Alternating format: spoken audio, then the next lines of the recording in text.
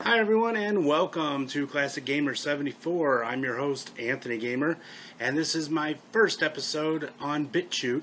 And just like how I ended Classic Gamer 74 on YouTube with games about cats, here are games about cats part 2. As you can see, I have my beautiful cat, Mrs. Hughes, with me. I'm Mrs. Hughesy, and she's going to help me with today's episode. Now, for those of you that are new to Classic Gamer 74, welcome. Nice to have you with me. Those of you that are my reoccurring subscribers that are following me over from YouTube, thank you for viewing. And so, for those of you that are new, I'm going to give you a little bit information about this channel. So, a little background information on my channel. I have been doing this for almost 2 years now, pretty much exclusively on YouTube. Now I have left YouTube and I've come here to Bitchute. Now, on this channel I review classic video games. Most of the games that I review start with the Magnavox Odyssey from 1973 and go up to about the Sega Genesis, which was around 1995. And I go with some games that came after that I call instant classics. These are games that when they were released, newer games of course after 2000, these games instantly became classics. In other words, when these games first came out, it was apparent right from the start that these games would go on to receive legendary status in no time at all. A lot of the episodes are themed, whether they are about rare and valuable video games, prototypes, all kinds of stuff. I have some sports related games, and of course you can go to YouTube and check out my old episodes. In today's episode, I'm going to discuss games that are about cats. Not only that, but I'm also going to introduce 2 new gaming computers that I learned about during my time off when I was doing research for new episodes. They are the Amstrad CPC and the Sinclair ZX Spectrum. These were computers that were exclusive to Europe. I learned about these on another gaming channel, a young lady named Kim Justice, and I've discovered a whole bunch of new games for these computers. So without further ado, let's get started. And our first game for today is Alley Cat. This is from 1983 from Synapse Software. A friend of mine, a longtime supporter of the channel, sent me an email after the last episode about cats, and he goes, "Well, that was great, but what about Alley Cat?" And I said, "What about Alley Cat?" He goes, "You forgot the computer game Alley Cat." And of course I forgot about it because I never heard of it. So after doing some research and playing the game, I said to myself, yeah, I really messed up. I should have put this game in. Alright, what you're looking at here is the Re-Meow edition. This was a remake of the game. Now, originally the game was based on a prototype by John Harris, and he wasn't really happy with the game, so he handed it over to Bill Williams. Bill Williams, of course, is a legendary game creator who created a lot of great computer games in the 80s. Unfortunately, Mr. Williams lost his battle with cystic fibrosis, and so therefore this new Re-Meow version of the game, as well as this game itself, is dedicated to his memory. In this game, what you are doing is playing the character of Freddy the Cat, and you're trying to get to your girlfriend, who is in one of these apartments. Every time a window opens, you go into an apartment and you cause some kind of havoc. This game was pretty well received by fans. The original version of the game, which we'll look at in a second, was actually on the Atari 8 computer. Again, this remake does keep up with the original game, but kind of uses modern day graphics. One of the cool things about this Meow edition is you get to see all the other versions of the game that were released back in the day. What you're looking at here is the original Atari 8 version. Here is the MS-DOS version with those signature CGA graphics that we all loved from the 80s. And speaking of Alley Cat, here is another game, a different game actually, with the same title. This game came out in 1984, a year after the other Alley Cat. It was programmed by Johnny Shea for Solar Software. In this game, you take on the role of Thomas the Cat, and you are trying to get to your girlfriend, who lives across town. And you gotta look out because, for some reason, people are tossing bottles at you, and you gotta get past spiders and all kinds of cool obstacles on your way to get to your girlfriend. A typical microcomputing game for the 80s. It kind of doesn't really stand out amongst a lot of other games that are similar to this. However, as it's a cat-themed game, you know I'm going to love it. Next up, from 1987, we have Bad Cat for the Amstrad CPC. This is a sports-type game where you are controlling this cat that's kind of dressed up like the rock and punk look from the 80s, and he is trying to get through this obstacle course. As time goes on, the course gets really difficult. As a matter of fact, it gets so difficult that I cannot get past this screen right here. I'll keep trying, and eventually I'll do it. If any of you have gotten past this, let me know about it in the comment section below, as I'd really like to know how to get past the third screen of this game.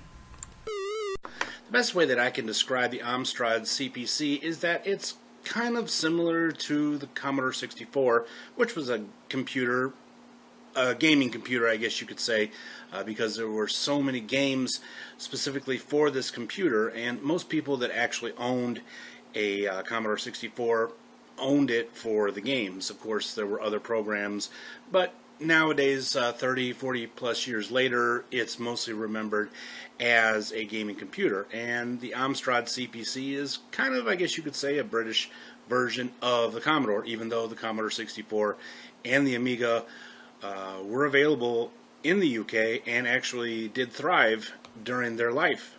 Alright, and next from 1984 we have Caesar the Cat from the Mirror Group newspapers, and this is the very first game on this channel to be featured from the Sinclair ZX Spectrum computer.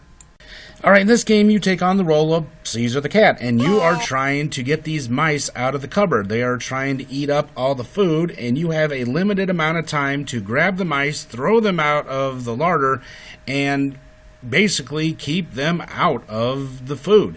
If they eat all the food, you lose, and if you happen to knock over a vase, you lose, just like I just did. You get one life and one chance in this game, and then you got to start all over again. As you can see, the Sinclair ZX Spectrum had really interesting but bright graphics. They actually had about 16 graphics with which to work. So therefore, it reminds me a lot of the old CGA graphics or the early EGA graphics for the PC. Regardless of the limitations in the graphics, I personally believe that the Sinclair ZX Spectrum, or Specky as they call it in England, which I kind of refuse to use that, is a really cool gaming computer, as well as a computer that had some pretty cool programs all in itself. And you're going to see this one and the Amstrad CPC featured on this channel quite a bit in the future. Speaking of the ZX Spectrum, that brings us to our next game, Catwalk from 1984.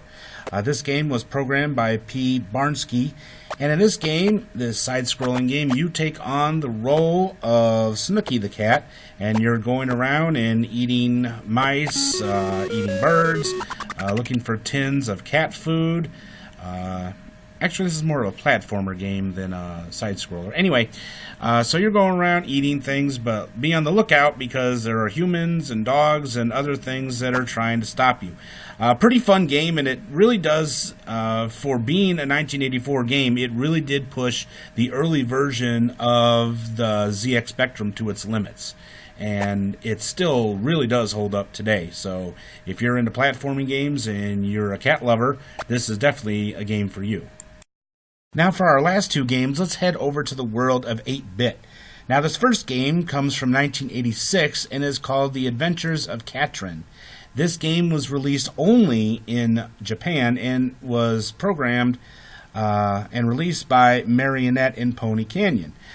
This game actually is a tie-in to the movie called The Adventures of Catron, which in America was called The Adventures of Milo and Otis.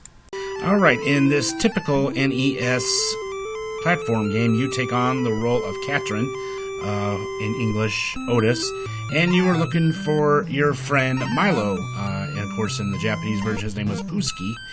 And in this game, you've got all kinds of enemies that are trying to stop you. Unfortunately, you don't have much of a offense, as this is pretty much what I guess you could call a very family-friendly game, much like the film was. You do get extra bonuses for collecting the fruit and just trying to get to the end of the level. Pretty fun game for the most part if you're into very child-friendly platformer, and if you were a big fan of that movie, which I was back in the day. And our final game for today is kind of a rare gem for the NES. This game was released in 1992 towards the end of the life of the NES by Hudson Soft, and this is Felix the Cat. Alright, in this yet another platformer game for the NES, I mean, yeah, there were quite a few. If you weren't around in this time period, a good large percentage of the NES games were platformers, which I'm not complaining about because, you know, that was just NES's thing, was being a platforming game system, among a lot of other things. But anyway, in this game you take on the role of Felix. Felix the Cat is a cartoon character that has been around since the silent films. He actually does predate Mickey Mouse.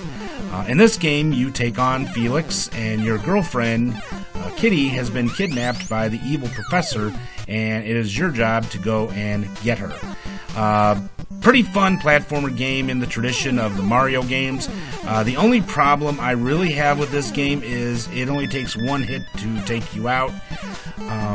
So even though this game looks like it's for kids, it is not. So, as most people that are Felix the Cat fans are probably older, because Felix, like I said, is from back in the day, from way back in the day. But it has had a few renaissances over the years, the most recent one being in the early 2000s. So regardless of whether you're a Felix the Cat fan or if you're just into 80s platformer games, you're going to love this. If you are a cat lover or know somebody who's a cat lover, you would probably like to get my book for them. It's called Why We Prefer Cats Deluxe Edition, and you can find it on Amazon in both print and ebook format. The link is in the description below. Well, that brings us to the end of another episode of Classic Gamer 74. I really hope you all enjoyed it. If you did, give me a great big thumbs up, and please subscribe if you haven't already. If you have any suggestions of some games you would like to see featured on this channel, or perhaps of the genre of games, let me know about them in the comment section below, and who knows, it may be the subject of a later episode. In our next episode, we're going to be discussing early soccer, or for those of you outside the United States, football games, so you will not want to miss that. Well, again, I want to thank all of my subscribers from YouTube that have followed me here to Bitchute. Thank you very much. And to all my new viewers and subscribers, hope you enjoyed today's episode. And I will see you guys in the next one. Till then, have yourselves a great day. Goodbye.